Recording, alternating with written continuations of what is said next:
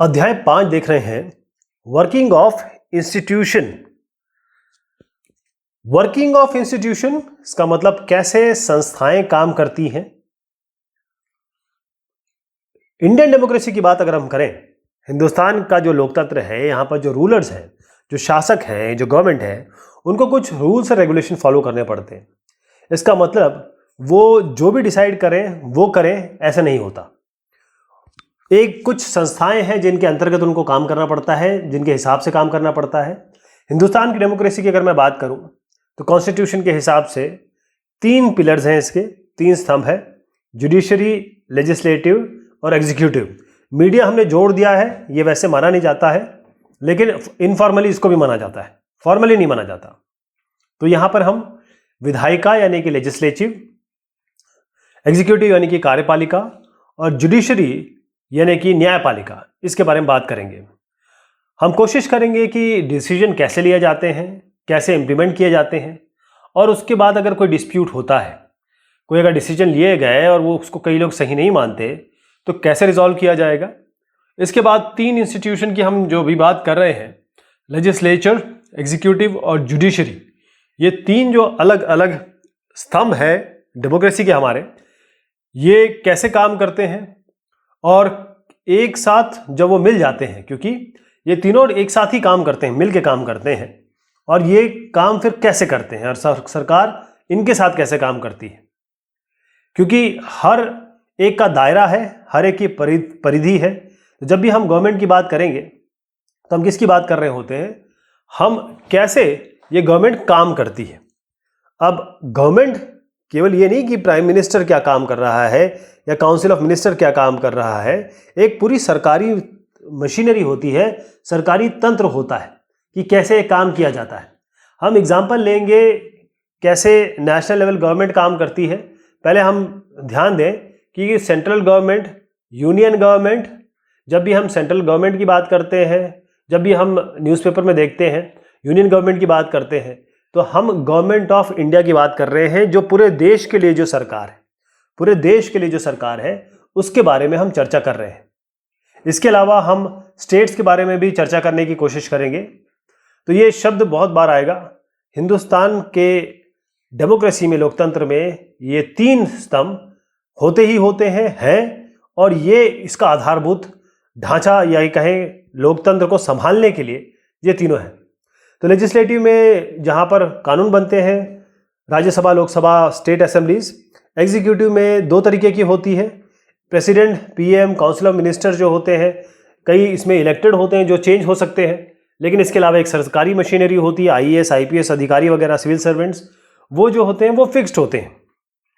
इसके अलावा अगर कोई दिक्कत आती है स्टेट के बीच में, स्टेट और सेंट्रल गवर्नमेंट के बीच में, तो हमारे पास अलग अलग कोर्ट है। कोई और दिक्कत होती है तो supreme court, high court, district court, session courts, ये सब है हमारे पास। अब यहाँ पर एक इवेंट लेके चलेंगे। इस इवेंट से आप समझिएगा कि क्या क्या हुआ। अगस्त 13 की बात है, 1990 की। हुआ ये कि जो गवर्नमेंट ऑफ इंडिया है, इन्होंने एक ऑर्डर निकाला। ये ऑर्डर जो था, इसको कहा जाता है ऑफिस मेमोरेंडम, यानी कि ओएम। अब बहुत सारे गवर्नमेंट ऑर्डर निकलते हैं, बहुत समय समय पे अलग अलग जो गवर्नमेंट ऑफिसेस है वो ये ऑफिस मेमोरेंडम निकालते रहते हैं। अब इसमें एक प्रॉपर नंबर है, आप देख पा रहे हैं, 36012 3190, डेट भी दिया हुआ है बाकायदा। इसमें लिखा गया था, इसमें बताया गया था कि 27% रिजर्वेशन सोशली और economically backward classes, civil post और सर्विसेज, यानी कि सरकारी नौकरियों में 27% रिजर्वेशन ओबीसीज को, एससीबीसीज को। तो जो जॉइंट सेक्रेटरी है वो department of personal and training, जो मिनिस्ट्री ऑफ पर्सनल और पब्लिक ग्रीवेंसेस और पेंशन के अंतर्गत आता है, उन साहब ने, जो जॉइंट सेक्रेटरी है, जैसे मैंने कहा आईएएस लेवल के आदमी, उन्होंने इनका हस्ताक्षर किया उन्होंने। लेकिन ये मेमोरेंडम कोई मामूली नहीं था। इसने बहुत लहरें ला दी, हिला दिया हिंदुस्तान को। ये एक ऐसा सोर्स था, बहुत बड़ा सोर्स, जिसने कंट्रोवर्सी क्रिएट कर दी पूरे देश में, लोगों के बीच, सरकारों के बीच। तो हुआ क्या, कारण क्या था? देखें, जिस ऑर्डर की हम बात कर रहे हैं, एक बहुत बड़ा पॉलिसी डिसीजन था, बहुत बड़ी नीति, बहुत बड़ी पॉलिसी बना दी गई थी कि 27% रिजर्वेशन जो गवर्नमेंट पोस्ट के लिए है, गवर्नमेंट ऑफ इंडिया पोस्ट के लिए है, वो रिजर्व होगा किसके लिए? SEBC। अब इसको हम एक बार समझ लेते हैं, सोशली और एजुकेशनली बैकवर्ड क्लासेस, पिछड़ी जाति जो सामाजिक तौर पर भी और एजुकेशन मतलब शैक्षिक तौर पर भी पिछड़ी हुई आती हैं। तो वो जो कास्ट है जो इसमें आती है, उनको इसमें जगह दी गई। अब रिजर्वेशन जो था जिसकी हम अभी बात कर रहे हैं, SC ST schedule caste schedule tribe को ऑलरेडी मिला हुआ था। शेड्यूल कास्ट को 21% और ST को 7%, ये ऑलरेडी था। अब सरकार ने क्या इंट्रोड्यूस किया? 27%। इसका मतलब ये है कि 50%, 21, 7 और आप 27 को जोड़ लीजिए, तो इसका मतलब ये है कि 100 लोगों में से करीबन 50 जो है 50 सीटें वो SC ST OBC के लिए जमा हो गई, रिजर्व हो गई। जनरल का क्या होगा? 50% लोग जनरल के कैंडिडेट हैं। अब वो फाइट करेंगे, क्योंकि वो 100 सीटों के लिए फाइट नहीं कर रहे हैं, वो 50 फाइट के लिए फाइट कर रहे हैं। मतलब 3000 सीटें निकली तो 1.5 तो उनके लिए है ही नहीं, 1500 के लिए वो फाइट कर रहे हैं। तो ये बहुत बड़ी दिक्कत थी। जो जनरल कैंडिडेट थे, सामान्य जाति से जो आते थे, उनका क्या होगा? ये एक ऐसी चीज थी। तो डिसीजन मेकर्स कौन है? सबसे पहले आप देखिए कि president of India decision maker नहीं है वो उतने बड़े, वो हेड ऑफ द स्टेट है फॉर्मली तौर पे। मतलब हमारे देश के सबसे टॉप पे अगर देखा जाए हायरार्की में, तो प्रेसिडेंट ऑफ इंडिया आते हैं, लेकिन वो उनके पास एक्चुअल पावर नहीं है। वो जैसे राजा होता है एक देश में और वजीर होता है, तो राजा है वो, वजीर के पास सारे पावर है। तो प्राइम मिनिस्टर वजीर हो गए गवर्नमेंट ऑफ इंडिया के, और इनके पास सारे पावर हैं। ये एक्चुअली में सारे पावर होल्ड करते हैं और इसको एग्जीक्यूट भी करते हैं। ये सारे मेजर डिसीजन लेंगे, जो भी कैबिनेट मीटिंग चल रही है, जो कैबिनेट मीटिंग होगी देश पे जो चल रहा है, उसके सारे फैसले मोस्टली ये लेते हैं। तो पार्लियामेंट की अगर बात करेंगे तो पार्लियामेंट में क्या होता है? ये विधायिका है, 2 हाउसेज हैं इसमें, लोकसभा है और राज्यसभा है। लोकसभा राज्यसभा, अब प्राइम मिनिस्टर जो है वो यहां पर लोकसभा में जो मेजॉरिटी जिसको मिली हुई है, या किसी पार्टी को मिल गई या किसी कोalition को मिल गई, तो वो लोग सब मिलके एक नेता चुनते हैं लोकसभा में, और वही प्राइम मिनिस्टर कहलाता है, वही प्राइम मिनिस्टर बनता है। और बहुत बड़ी पोस्ट है हिंदुस्तान के अगर परिप्रेक्ष्य में देखा जाए तो प्राइम मिनिस्टर सबसे बड़ी पोस्ट है। फिर से हम अपने मसले पे आते हैं। ऑफिस मेमोरेंडम जो था जिसके बारे में हमने चर्चा की, यहां पर शुरुआत कैसे हुई? हुआ ये कि गवर्नमेंट ऑफ इंडिया ने जो दूसरा पिछड़ी जाति के लिए जो कमीशन बनाया 1979 में कि भाई जो बैकवर्ड क्लासेस है उनके लिए क्या करना चाहिए। SC ST के लिए तो कर दिया, अच्छा खासे पर वो दे दिए, रिजर्वेशन दे दिए, अब इनके लिए क्या करना चाहिए? तो उन्होंने एक कमेटी बनाई, कमीशन बनाया, और वो था, उनके जो अध्यक्ष थे वो थे BP मंडल साहब। कौन साहब थे? BP मंडल साहब।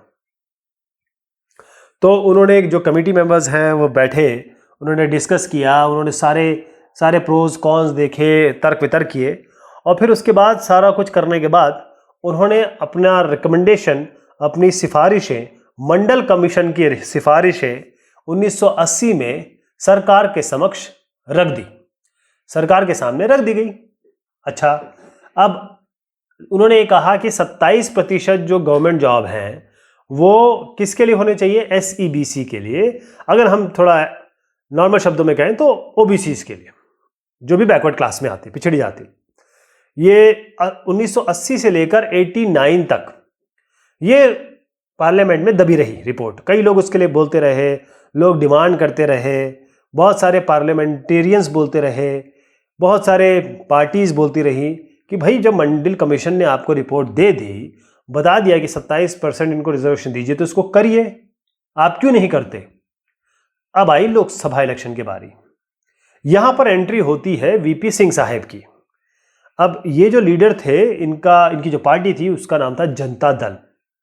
जनता दल के वीपी सिंह साहब, इन्होंने कहा 1989 की बात है कि अगर आप मुझे इलेक्शन में जिताएंगे, अगर मेरी पार्टी को आप जिताएंगे, तो मैं ये मंडल कमीशन की जो रिपोर्ट किया या इसकी सिफारिशें हैं उनको लागू कर दूंगा। यहीं से शुरुआत हुई चीज़ों की। ये मंडल कमीशन की मैं बात कर रहा हूँ। यहाँ पर आप जो साहब देख रहे हैं, ये साहब ही वीपी सिंह साहब हैं। और उसके बाद जब ये आदेश पारित हुआ, लागू हुआ, तो लोगों ने अपने आप को जलाना शुरू किया। बहुत सारे प्रोटेस्ट, आंदोलन, स्ट्रगल शुरू हुए। लोगों ने इसके खिलाफ बात की और कई लोगों ने अपना खुद का नुकसान किया। तो चेन क्या था, स्टेप बाय स्टेप प्रोसेस क्या हुए थे।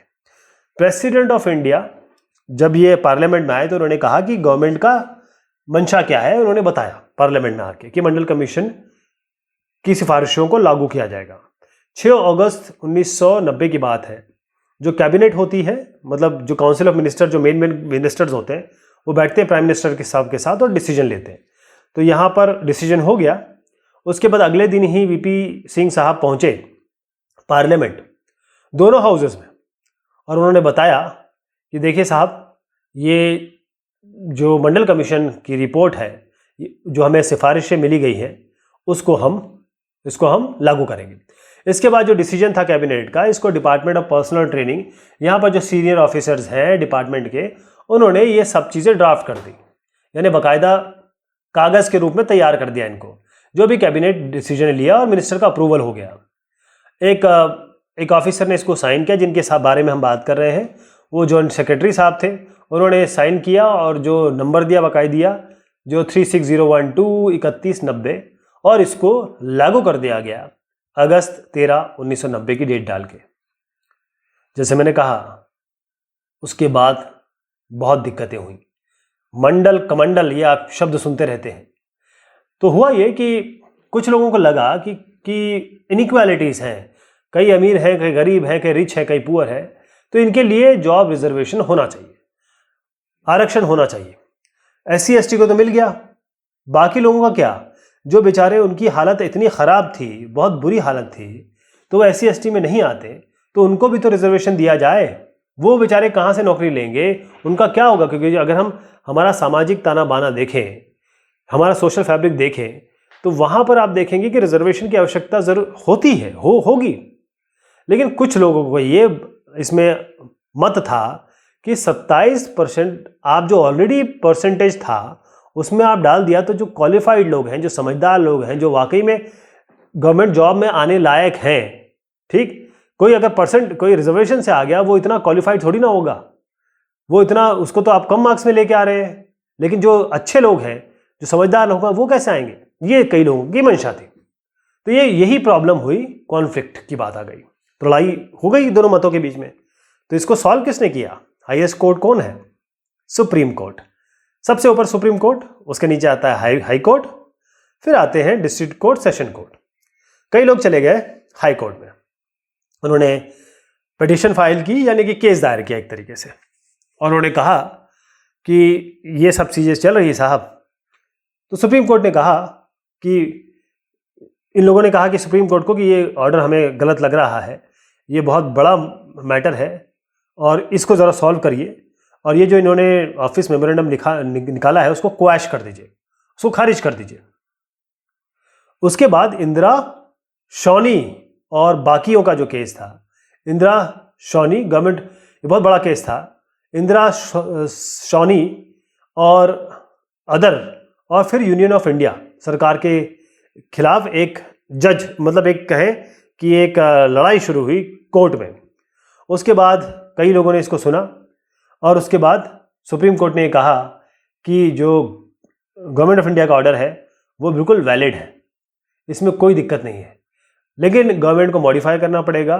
जो ओबीसी आपने बताया है, वो ऑलरेडी जो अमीर ओबीसी है, जो बैकवर्ड क्लास में तो आते हैं लेकिन पैसे के मामले में अच्छे हैं, वो सोशली भी, सामाजिक और शैक्षणिक दोनों ही तौर पे पिछड़े नहीं हैं, लेकिन वो किसी जाति में आते हैं, उनको रिजर्वेशन नहीं मिलना चाहिए।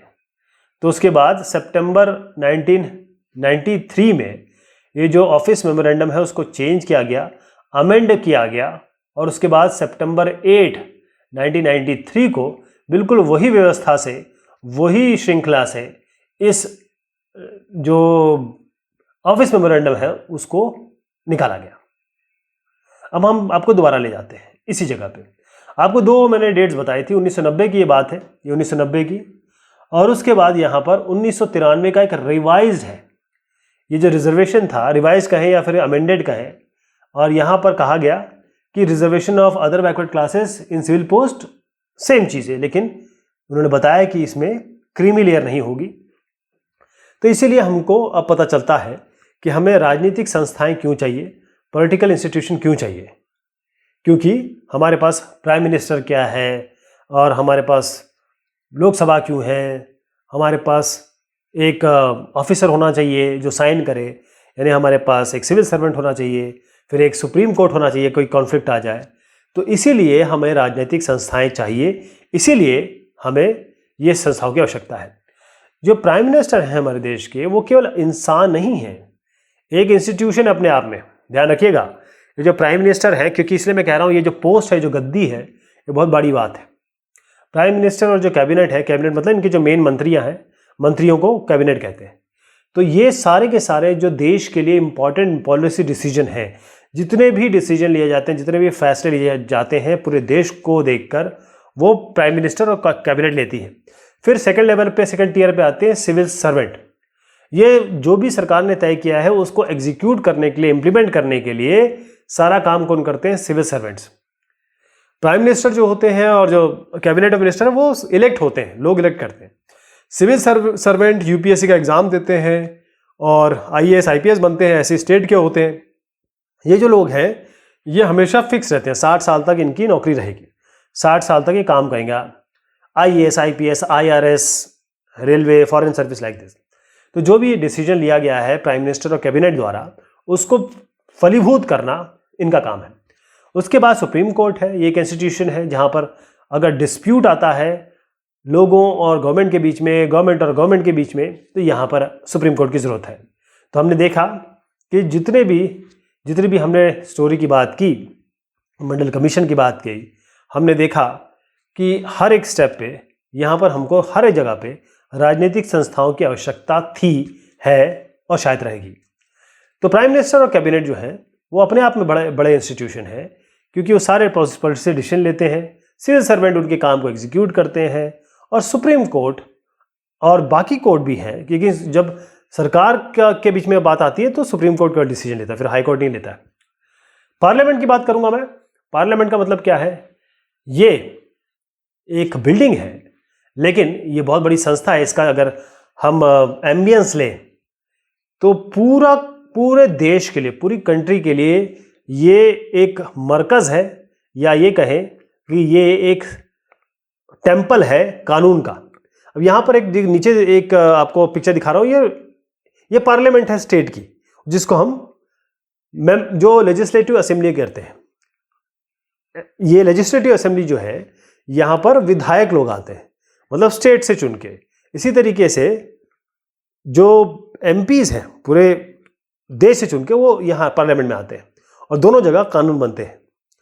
तो बात यहाँ आती है कि हमको पार्लियामेंट की आवश्यकता है क्यों, क्या ज़रूरत है इस पार्लियामेंट की? तो देखिए, जितने लोग आते हैं इलेक्ट होके हर एक कॉन्स्टिट्यूएंसी से, तो उन लोगों के को रिप्रेजेंट करके उन लोगों के बिहाफ पे डिसीजन लेने के लिए ये लोग आते हैं, एमपीज आते हैं। तो ये लोग कहाँ से आते हैं? इनको हम इलेक्ट करते हैं, इनके पास सुप्रीम पावर होता है, जो आके ये लोग डिसीजन बनाते हैं। जितने भी पॉलिसी डिसीजन बनते हैं, चाहे आप पक्ष में हो चाहे विपक्ष में हो, तो इंडिया में जो एक नेशनल असेंबली है जहाँ पर लोग बैठते हैं, जो इलेक्ट होके आए अलग अलग जगह से, उसको हम पार्लियामेंट कहते हैं। तो पार्लियामेंट में दो हाउसेज हैं, एक लोकसभा, एक राज्यसभा। कौन से हैं? लोकसभा और राज्यसभा। हिंदुस्तान में जहाँ पर जो राज्यसभा और लोकसभा, इनके अलग अलग नाम हैं। देखिए, जहाँ पर हम लोग एक आम चुनाव जब होता है तो मेंबर ऑफ पार्लियामेंट चुने जाते हैं। जो एमपीज हैं इलेक्ट होते हैं, लेकिन राज्यसभा में इलेक्शन नहीं होता, वो भी इलेक्शन होता है लेकिन उसमें उसको लोग इलेक्ट नहीं करते। इसको लेजिस्लेचर जो नीचे दिखा रहा हूं मैं, यहां पर विधायक चुने जाते हैं। हर एक स्टेट में जो अलग स्टेट को अलग अलग कॉन्स्टिट्यूएंसी में बांटा जाता है, वहां से एमएलएज आते हैं, मेंबर ऑफ लेजिस्लेटिव असेंबली। ये केवल स्टेट के लिए होता है। जैसे मैंने आपको बताया, दो हमारे पास हाउसेज हैं, एक राज्यसभा है जिसको हम अपर हाउस भी कहते हैं, और जिसको हम कहते हैं अपर हाउस जैसा कुछ नहीं है इसमें क्योंकि राज्यों का, इसलिए इसको अपर हाउस कहते हैं। इसको हम काउंसिल ऑफ स्टेट कहते हैं। तो यहां पर जो स्टेट्स हैं उसके रिप्रेजेंटेटिव आते हैं, यानी स्टेट गवर्नमेंट के रिप्रेजेंटेटिव आते हैं। फिर आप देखिए लोकसभा, ये है हाउस ऑफ पीपल, इसको हम लोअर हाउस भी कहते हैं। Lok Sabha, house of people, lower house. लेकिन जितनी पावर है, मैक्सिमम पावर जो है वो लोकसभा के पास है। लोकसभा के पास मैक्सिमम पावर है क्योंकि जितने भी मेंबर आते हैं यहां पर लोकसभा में, वो सारे के सारे इलेक्ट होके आते हैं। राज्यसभा जो है उसको लोग, हम और आप डायरेक्ट इलेक्ट नहीं करते। राज्यसभा के जो लोग आते हैं उनको एमएलए इलेक्ट करते हैं। हर एक स्टेट के एमएलए उस स्टेट में जितनी सीटें हैं राज्यसभा के लिए, उसके लिए वो मतदान करते हैं, वो इलेक्ट होते हैं। तो राज्यसभा में जो सीट है वो 238 प्लस 12 इसमें नॉमिनेट हो सकते हैं। और जितने भी स्टेट्स हैं उनके पॉपुलेशन के हिसाब से और उनका जो लेजिस्लेटिव असेंबली है उसके स्ट्रेंथ के हिसाब से उनको कोटा मिलता है। ठीक, तो हर एक जगह की एक सीट है। तो कौन लोग आएंगे ये डिसाइड करता है MLA, member of legislative assembly के जो मेंबर्स हैं एमएलए, वो डिसाइड करते हैं, वो इनको राज्यसभा को इलेक्ट करते हैं, राज्यसभा मेंबर को। ये जो 12 हैं, ये जो ऐसे मेंबर्स हैं, ये मेंबर्स ऐसे हैं जिनको, जो अपने एक्सपर्ट हैं, अपने फील्ड में एक्सपर्ट हैं, गायक हो सकते हैं, क्रिकेटर हो सकते हैं, इकोनॉमिस्ट हो सकते हैं। ये 12 जो होते हैं, इनको कौन कर सकता है? प्रेसिडेंट ऑफ इंडिया नॉमिनेट करता है। प्रेसिडेंट ऑफ इंडिया इन 12 को नॉमिनेट करता है। 238 जो बाकी आ रहे हैं उनको कौन करता है? एमएलए करते हैं। अब लोकसभा में आ जाते हैं। यहाँ पर 543 इलेक्टेड होंगे, बहुत सालों से चला आ रहा है ये, और 2 आपके एंग्लो इंडियन होते हैं। 2 इंग्लैंड, जिसकी माँ बाप जो है उनमें से एक जो बाहर का ब्रिटिश हो, एंग्लो इंडियन उनको कहते हैं। मैक्सिमम 552 है, लेकिन 545 है, मैक्सिमम 552 तक जा सकते हैं, लेकिन बहुत सालों से 543 की ही सीट्स है। और जो हमारे राज्यसभा के हैं, जैसे मैंने आपको बताया, टोटल आपके 238 ये इसकी संख्या है। 2 हाउसेज है पार्लियामेंट में, जैसे हमने अभी बात की, लोकसभा और राज्यसभा। यहां पर भी आप देख पा रहे हैं। तो पहले इनके बीच में आपको डिफरेंस पता होना चाहिए कि लोकसभा और राज्यसभा में अंतर क्या है। जो लोकसभा के मेंबर्स हैं, एमपी है, वो डायरेक्टली, हम जो 18 साल से ऊपर हैं वो वोट करते हैं और ये लोग इलेक्ट होते हैं एमपी। जो पहला डिफरेंस मैंने बताया कि जो सिटीजन्स हैं कंट्री के, जो भी एलिजिबल वोटर्स हैं, वो इलेक्ट करते हैं अपने एमपीज को, और ये एमपी जाते हैं लोकसभा में।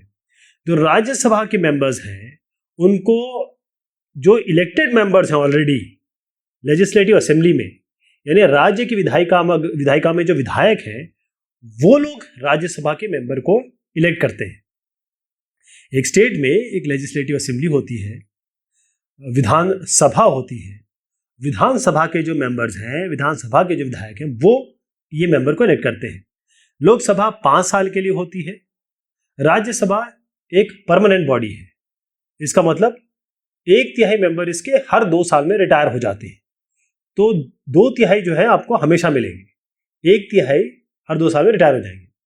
जैसे मैंने कहा, लोकसभा की जो स्ट्रेंथ है 552, अभी 543 है हमारे पास, और यही बहुत सालों से चली जा रही है।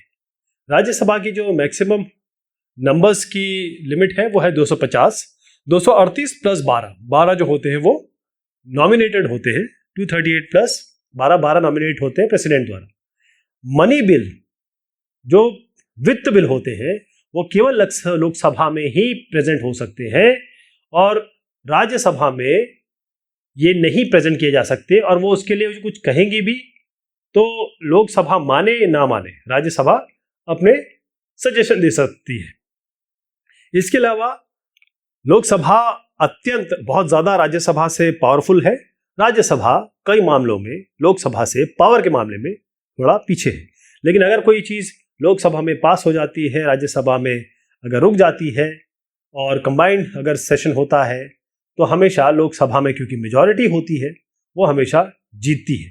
और अक्सर देखा गया है लोकसभा में जो पार्टी आती है उसी के मैक्सिमम स्टेट्स होते हैं जो उनके कंट्रोल में है। बहुत हाईली अनलाइकली है कि वो बिल अगर लोकसभा ने पास किया तो वो फेल होगा।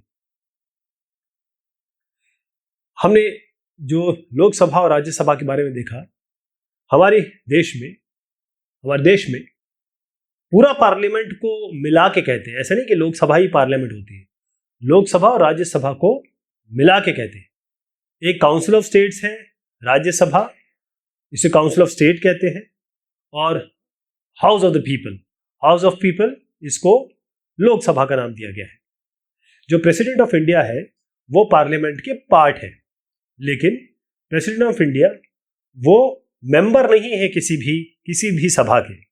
वो लोकसभा वो यहाँ के पार्ट तो है लेकिन मेंबर नहीं है किसी के। तो जितने भी लॉज बनते हैं, जितने भी रेगुलेशन बन होते हैं, वो तभी पास होते हैं जब वो एसेंट होता है, या कहे उसको प्रेसिडेंट की अनुमति प्रदान हो, प्रेसिडेंट उसको साइन करे। तो सवाल उठता है कि दोनों हाउसेज में, इसमें और इसमें, लोकसभा राज्यसभा में कौन सा ज्यादा पावरफुल है। जैसे मैंने आपको बताया, राज्यसभा अपर हाउस कहा जाता है, इसको अपर हाउस कहा जाता है, लेकिन ये केवल एक टर्मिनोलॉजी है क्योंकि राज्यों को ऊपर माना गया बस। लेकिन लोकसभा जो है वो लोअर हाउस कहा जाता है, लेकिन यही पावरफुल है। जो पावर है वो लोकसभा के पास में है, वो भी जो मेजॉरिटी है और वो भी जो कैबिनेट उनमें मिनिस्टर जो उसमें चुना जाएंगे। तो असली पावर देखा जाए तो सुप्रीम पावर लोकसभा के पास है। एक एग्जांपल बताता हूं मैं आपको। कोई भी अगर बिल है तो लोकसभा और राज्यसभा दोनों से वो पास होना चाहिए। अब अगर कोई डिफरेंस आ जाता है, जैसे मैंने आपको पहले ही बताया, तो वो क्या होगा, राज्यसभा में गया, लोकसभा पे पास होना है, कुछ आपस में कुछ ऐसी विसंगति हो गई तो इनके लिए एक जॉइंट पार्लियामेंट्री सेशन बुलाया जाता है। हम जानते हैं लोकसभा में वैसे ही लोग ज़्यादा है और उसमें मेजॉरिटी भी ज़्यादा चाहिए होती है। 543 का आप आंकड़ा निकाल लीजिए। तो यहाँ पर कौन सी चीज़ होती है, लोकसभा ही पास होगी, लोकसभा का ही वर्चस्व होगा। मनी बिल की बात कर लें, जैसे मैंने आपको पहले अभी बताया, मनी बिल, वित्त से रिलेटेड मनी बिल, वो लोकसभा में ही जाता है, राज्यसभा में डायरेक्ट प्रेजेंट नहीं किया जा सकता। राज्यसभा में केवल वो सिंबॉलिक तौर पे जाता है, राज्यसभा उसे सुनती है, वो 14 दिन के लिए इसको रख सकती है।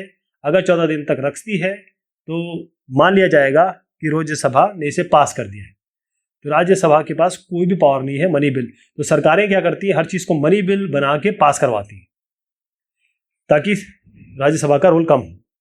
अब लोकसभा के पास क्या होता है, काउंसिल ऑफ मिनिस्टर्स, ये की होते हैं, ये गवर्नमेंट है, ये बेसिकली पावर होल्डिंग जो मिनिस्टर्स होते हैं, बड़े बड़े मिनिस्टर्स हैं, बड़े बड़े प्रोफाइल्स के, वो कैबिनेट मिनिस्टर्स होते हैं।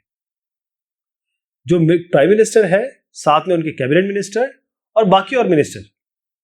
अब इतना पावर इनके पास है, अगर मान लीजिए नो कॉन्फिडेंस मोशन है, अगर किसी के ऊपर चलाया जाए, प्राइम मिनिस्टर या काउंसिल ऑफ मिनिस्टर, तो लोकसभा क्या कर सकती है, वो तभी कर सकती है क्योंकि ये जब देखिए इसमें एक क्लियर लिखा हुआ है कि all minister including and prime minister have to quit. यानी कि अगर मान लीजिए कि नो कॉन्फिडेंस मोशन पास हो जाता है तो क्या होगा, ये प्राइम मिनिस्टर को हटना पड़ेगा और काउंसिल मिनिस्टर को हटना पड़ेगा, ये ध्यान रखिएगा। कई डिस्कशन होते हैं लोकसभा में, दिनचर्या में बहुत सारे काम होते हैं, इंफॉर्मेशन की बात होती है, कई जो मेंबर ऑफ पार्लियामेंट है वो सवाल पूछते हैं। मतलब एक सुबह से शाम तक का एक खासतौर पे 0 आवर जो क्वेश्चन आवर है वो बड़ा इंपॉर्टेंट होता है। अब पॉलिटिकल एग्जीक्यूटिव की अगर मैं बात करूं तो हर एक लेवल के जो गवर्नमेंट के स्तर है, वहां पर फंक्शनरीज होते हैं, यानी जो काम करते हैं। हर एक लेवल पे अलग अलग लोग काम करते हैं। सरकार डे टू डे हर दिन के डिसीजन लेते हैं, लेकिन ये किसके लिए डिसीजन लेते हैं, मतलब किसके लिए इंप्लीमेंट करते हैं? क्योंकि डिसीजन लेने वाले जो इलेक्टेड मेंबर्स हैं, वो इलेक्टेड मेंबर्स जो है वो ही डिसीजन मेकर है। और इन डिसीजन को जब बना लिया जाता है, उसको एग्जीक्यूट करने का काम किसका काम है? ये गवर्नमेंट नहीं है, मतलब गवर्नमेंट का पार्ट है, लेकिन असली गवर्नमेंट जो है वो है जो फैसला ले रही है। ये लोग जो है ये गवर्नमेंट की मशीनरी हो गए। जैसे आईएएस पीसीएस का एग्जाम होता है, यूपीएससी करता है। अच्छा, इनको मिला लीजिए, मतलब दो तरीके की एग्जीक्यूटिव की बात मैं कर रहा हूं। दो, केवल अगर आप आईएएस पीसीएस की बात करें तो ये आप कहेंगे कि ये तो सारे काम यही कर रहे हैं, लेकिन फैसला जो है सरकार बना रही है, काउंसिल मिनिस्टर बना रहे हैं। तो इसके लिए इन दोनों को आप मिला लीजिए। एक पॉलिटिकल एग्जीक्यूटिव हो गई, एक परमानेंट एग्जीक्यूटिव हो गई। वो पॉलिटिकल होते हैं जो इलेक्टेड होते हैं, परमानेंट वो होते हैं जो अपॉइंटेड होते हैं, जो एग्जाम देते हैं, उनकी क्वालिफिकेशन होनी चाहिए, उसके बाद वो इंटरव्यू देते हैं, फिर सिलेक्ट होते हैं। तो ये हेल्प कर रहे हैं पॉलिटिकल एग्जीक्यूटिव को। तो इन दोनों को मिला के इनको मिला के एग्जीक्यूटिव बनेगी, ध्यान रखिएगा। यानी कोई चीज एग्जीक्यूट कर रहे हैं। एग्जीक्यूट का मतलब होता है किसी काम को करना। जब हम एग्जीक्यूटिव की बात कर रहे होते हैं तो गवर्नमेंट एग्जीक्यूटिव है, पूरी गवर्नमेंट में पॉलिटिकल भी आ गया, परमानेंट एग्जीक्यूटिव भी आ गया। तो दो कैटेगरी में हम इसको बांटेंगे, इस एग्जीक्यूटिव को। क्या क्या बांटेंगे? पहली चीज हो गई, फिर से समझिएगा, एक इलेक्टेड है, एमपी हो गए, काउंसिल मिनिस्टर भी एमपी होते हैं, जो प्राइम मिनिस्टर हैं, वो सारे के सारे लोग जो सत्ता में होते हैं, जिसे हम पावर में कहते हैं, वो होते हैं। दूसरी कैटेगरी जो एग्जीक्यूटिव की होती है, वो कैटेगरी क्या है? वो लोग जो अपॉइंट होते हैं, लेकिन ध्यान रखिए वो लॉन्ग टर्म बेसिस पे होते हैं, 60 साल तक रिटायर होंगे। वो सरकारी नौकरी में आ गए, सरकारी महकमे में आ गए, वो नौकरशाह बन गए, ब्यूरोक्रेट बन गए, और उसके सिविल सर्वेंट कहते हैं उनको। वो लोग सिविल सर्विसेज में आते हैं, वो सिविल सर्वेंट्स कहलाते हैं। वो ऑफिस में रहते हैं तब तक। देखिए, पॉलिटिकल वाला आदमी क्या है, मान लीजिए 5 साल के लिए आया, 5 साल के लिए इलेक्ट हुआ, हो सकता है उसकी सरकार 2 साल में गिर जाए। हो सकता है विधायक जो है वो 2 या 3 साल के लिए बने। चलिए मान लीजिए 5 साल के लिए भी चलता है, तो 5 साल के लिए ये लोग इलेक्ट होके आएंगे। लेकिन आईएएस जो होते हैं, जो एक्चुअल परमानेंट एग्जीक्यूटिव की बात करता हूं मैं, वो लोग हैं वो हमेशा के लिए होते हैं, जब तक वो रिटायर ना हो जाए, 60 साल तक। ठीक, ये एक्चुअल एग्जीक्यूशनर है। चाहे एक सरकार आए चाहे दूसरी सरकार आए, यानी कि 2014 से पहले जो आदमी काम करता था कांग्रेस के लिए, वो 2014 के बाद बीजेपी के लिए काम कर रहा है, लेकिन वो बस एग्जीक्यूट कर रहा है, कमांड को एग्जीक्यूट किया जा रहा है। तो दो तरीके की चीज हो गई, एक परमानेंट एग्जीक्यूटिव, एक पॉलिटिकल एग्जीक्यूटिव। एक पॉलिटिकल एग्जीक्यूटिव, एक परमानेंट एग्जीक्यूटिव। ये दोनों को मिलाएंगे हम, तब हम एग्जीक्यूटिव बोलेंगे। एक डेमोक्रेसी में लोग, मैं और आप सुप्रीम होते हैं, और हम किसको इलेक्ट करते हैं? हम मिनिस्टर्स को इलेक्ट करते हैं। मतलब हम एमपी को करते हैं, उन्हीं में से कुछ मिनिस्टर बनते हैं, और इनमें से कुछ प्राइम मिनिस्टर, एक आदमी प्राइम मिनिस्टर बन जाता है। तो यहां पर अब असली चीज क्या है? जब हम, लोकतंत्र का मतलब हम है, तो हम जिनको इलेक्ट कर रहे हैं वही तो फाइनल डिसीजन लेंगे। तो फैसला जो ले रहे हैं, इसीलिए पॉलिटिकल एग्जीक्यूटिव इंपॉर्टेंट हो जाता है। ऐसे ही आप स्टेट में आ जाइए, एक स्टेट आ जाइए, स्टेट में विधायक जो होंगे वो इलेक्टेड होते हैं, बाकी उनके नीचे जो एग्जीक्यूशनरी वो काम करेंगे। ध्यान रखिए कि कोई भी मिनिस्टर कोई एक्सपर्ट नहीं होता है। अगर वो वित्त मंत्री है तो आप ये मत समझिए कि निर्मला सीतारमण जो है वो एक्सपर्ट नोबेल लॉरेट हो गई, नहीं। वो सबसे राय लेती है, वो सबसे राय लेती है, बैठ के सबसे बात करती है, उसके बाद वो वित्त मंत्री के हैसियत से डिसीजन लेती है। अब ये देखिएगा कि हो सकता है कि वो जो डिसीजन ले वो पॉलिटिकल है, क्योंकि उनको लोगों को जवाब भी देना है। ठीक, लोगों को जवाब भी देना है। एक जिस फाइनेंस मिनिस्टर की मैं बात कर रहा हूं, ये आप ये समझ लीजिए कि कोई और महकमे में चले जाए, कोई और महकमे में चले जाए, वहां का वो कार्यभार संभाल लेंगे। लेकिन हर एक लेवल के जो गवर्नमेंट होती है, देखिए डे टू डे डिसीजन जो होता है जो भी डिसीजन होता है वो लिया जाता है पॉलिटिकल लीडर्स द्वारा हमारे बिहाफ में, लोगों के लिए। ठीक, तो एग्जीक्यूटिव समझ गए आप, दो तरीके के बता दिए, शायद 3-4 बार डिस्कस कर लिया हमने इसको, लेकिन अगर ये दिमाग में आपके आ गया तो आप एग्जीक्यूटिव का मतलब समझ जाएंगे, क्योंकि आगे आप एग्जीक्यूटिव का पूरा चैप्टर पढ़ने वाले हैं।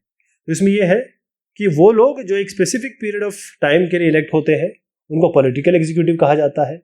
वो लोग वो गवर्नमेंट होते हैं, कंट्री गवर्नमेंट होती है, और वो लोग जो लॉन्ग टर्म बेसिस के लिए होते हैं, बाकायदा उनकी चयन प्रक्रिया है, उसके लिए बाकायदा संस्थाएं हैं जो उनको चयनित करती हैं, और उसके बाद वो लोग एक नौकरी में आते हैं, तनख्वाह पाते हैं, 60 साल तक काम करते हैं, और वो गवर्नमेंट के लिए काम करते हैं, वो एग्जीक्यूशन का काम करते हैं, क्योंकि सरकार का काम फैसला लेना है और सिविल सर्वेंट का काम उसको एग्जीक्यूट करवाना है।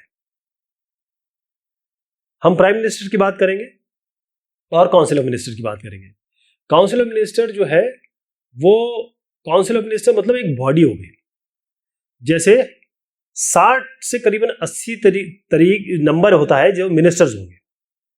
ठीक, जो सबसे ऊपर जिनको सबसे बड़ा प्रोफाइल मिला है वो कैबिनेट मिनिस्टर्स में आते हैं, मतलब सरकार की कैबिनेट बनती है, प्राइम मिनिस्टर और उनके जो साथ में कुछ हेड वजीर हो गए, मंत्री हो गए, वो कैबिनेट मिनिस्टर हो गए। फिर मिनिस्टर ऑफ स्टेट हो गए, इंडिपेंडेंट चार्ज होता है।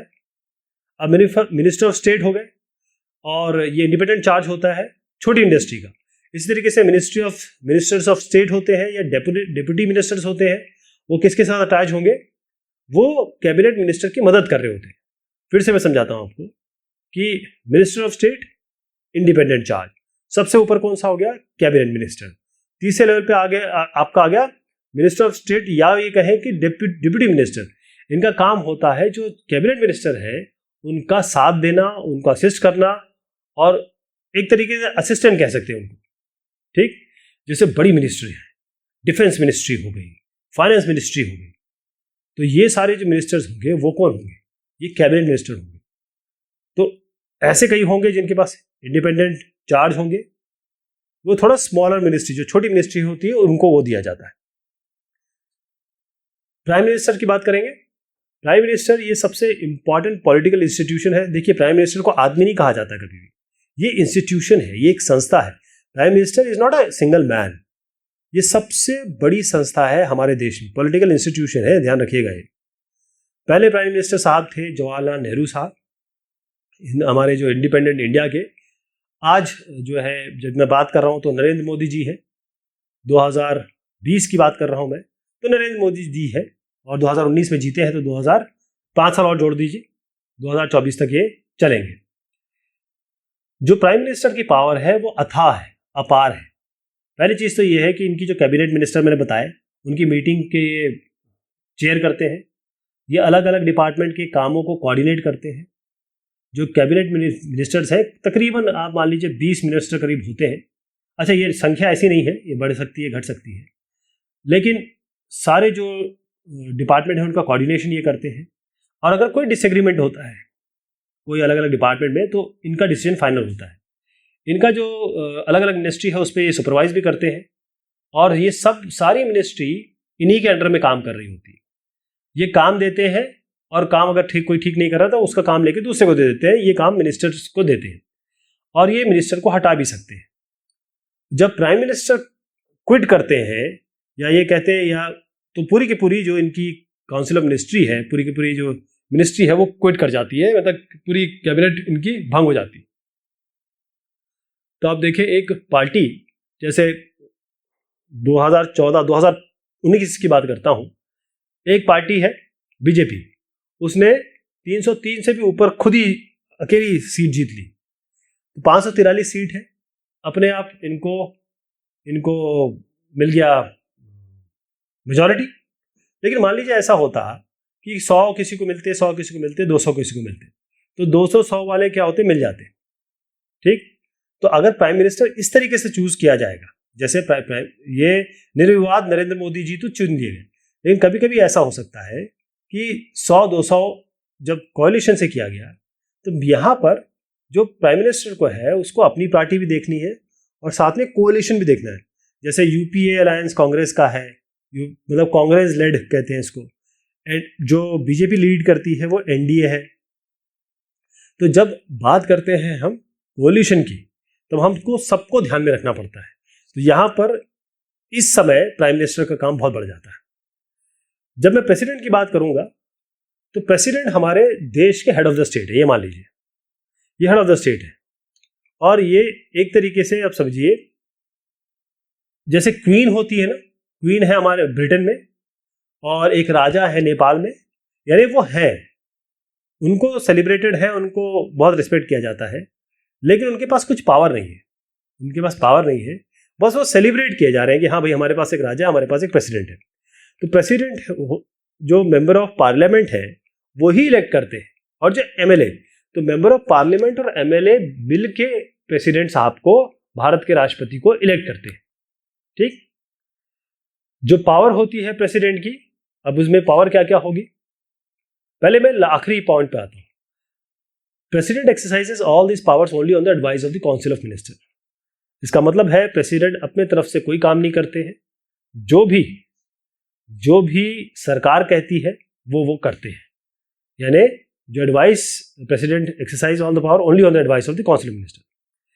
तो प्रेसिडेंट, पहली चीज़ ये है कि जो भी पॉलिटिकल इंस्टीट्यूशन है उनको सुपरविजन दिया गया है कि इन सबको सुपरवाइज करें, मैनेज करें।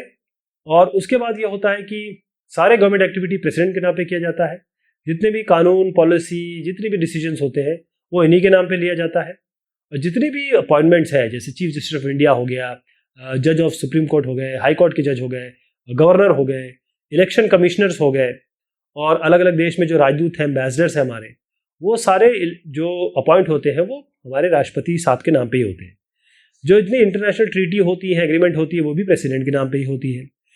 3 हमारे यहाँ डिफेंस फोर्सेस हैं, उनके आर्मी, नेवी, एयरफोर्स, इन सब के सुप्रीम कमांडर कौन है? प्रेसिडेंट।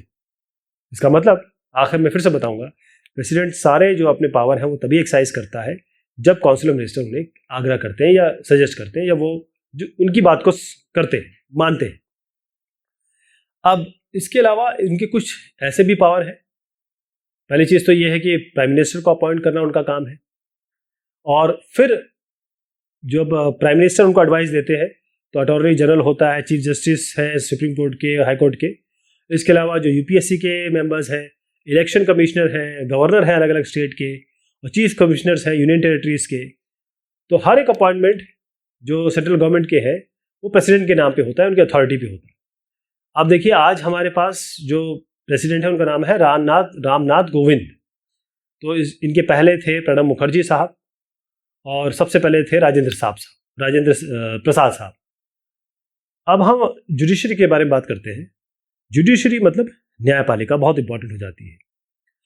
हिंदुस्तान में एक इंटीग्रेटेड जुडिशरी सिस्टम है, एक पिरामिड स्ट्रक्चर है। इसमें सबसे टॉप पे पिरामिड के आते हैं सुप्रीम कोर्ट, सबसे ऊपर सुप्रीम कोर्ट, और ये जो डिसीजन है इनके वो बाइंडिंग होते हैं। मतलब सुप्रीम कोर्ट ने जो डिसीजन ले लिया, उनके नीचे हाई कोर्ट है, उनके नीचे डिस्ट्रिक्ट कोर्ट है, फिर सेशन कोर्ट है, सबको फॉलो करना पड़ेगा, मानना पड़ेगा। ठीक, हर एक को इनको मानना पड़ेगा। अगर आपको देखें कि स्टेट और स्टेट में कोई दिक्कत है, या स्टेट और गवर्नमेंट के बीच में दिक्कत है, तो वो सारे कॉन्फ्लिक्ट कहाँ होंगे? सुप्रीम कोर्ट में। तो जितने भी कोर्ट्स हैं अलग अलग लेवल्स पे कंट्री में, इन सबको मिला के हम जुडिशरी कहते हैं। अब इसमें क्या होता है कि जब 2 पार्टी में कोई दिक्कत होती है, 2 या मल्टीपल पार्टी में, तो उनका डिसीजन न्यायपालिका लेती है। जुडिशरी का ये काम कर, इंडियन जुडिशरी में सबसे ऊपर आप सुप्रीम कोर्ट को रखेंगे पूरे देश के लिए। फिर हर एक स्टेट में एक हाई कोर्ट होता है, जैसे उत्तराखंड में नैनीताल है। इसी तरीके से फिर हर एक जिले में एक डिस्ट्रिक्ट कोर्ट होगा, और उसके बाद सेशन कोर्ट होगा जो लोकल लेवल पे आता है। ये एक पिरामिड स्ट्रक्चर है। जब हम जुडिशरी की बात करते हैं तो इसकी स्वतंत्रता बहुत ज़रूरी हो जाती है, क्योंकि जुडिशरी किसी भी विधायिका के कंट्रोल में नहीं है, ना ही एग्जीक्यूटिव के कंट्रोल में है, या इंडिपेंडेंट है कहें एग्जीक्यूटिव से भी और लेजिस्लेटिव से। इसका मतलब ये इंडिपेंडेंट एक संस्था है जो अपने काम खुद करती है। इनमें यहाँ पर लोग जो अपॉइंट होते हैं वो भी कोलिजियम वगैरह, उनका अलग से स्ट्रक्चर है। अब जैसे मैंने कहा कि जो जज है सुप्रीम कोर्ट के, और हाई कोर्ट के वो प्रेसिडेंट अपॉइंट करते हैं। और कौन करता है इनको? Prime minister. जो भी जज है वो प्रेसिडेंट करते हैं, और हाई कोर्ट के जज और चीफ जस्टिस ऑफ इंडिया। तो चीफ जस्टिस ऑफ इंडिया के कंसल्टेशन पे, सीजीआई के कंसल्टेशन पे और काउंसिल ऑफ मिनिस्टर के एडवाइस पे ये कौन करता है? प्रेसिडेंट करते हैं। ये सुप्रीम कोर्ट आप देख पा रहे हैं। जो सीनियर मोस्ट जज होते हैं, अगर जैसे सुप्रीम कोर्ट के सबसे सीनियर जज होंगे, उन्हीं को चीफ जस्टिस बनाया जाता है, चीफ जस्टिस ऑफ इंडिया। एक बार इनको बना दिया जाता है तो बड़ा मुश्किल है इनको हटाना, मतलब ऑलमोस्ट इम्पॉसिबल है। एक इम्पीचमेंट, एक महाअभियोग दायर करना पड़ेगा और 2/3 मेजॉरिटी से दोनों लोकसभा राज्यसभा में इनको पास करना पड़ेगा। हिंदुस्तान में आज तक भी किसी भी सीजीआई को आज तक इम्पीच नहीं किया गया है। महाअभियोग उनका चला है, उन पे वो कभी भी हटाए नहीं गए।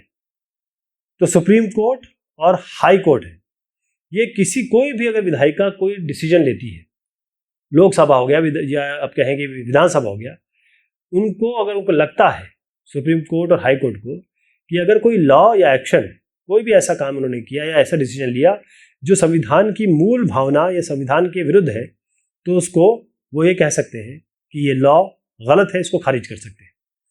कोई भी, मैं और आप, अगर हमारे मूल अधिकारों का हनन हो रहा है और या किसी और का हो रहा है, तो हम जा सकते हैं पीआईएल लेके, पब्लिक इंटरेस्ट लिटिगेशन लेके, जनहित याचिका लेके सुप्रीम कोर्ट में हम पीआईएल दाखिल कर सकते हैं।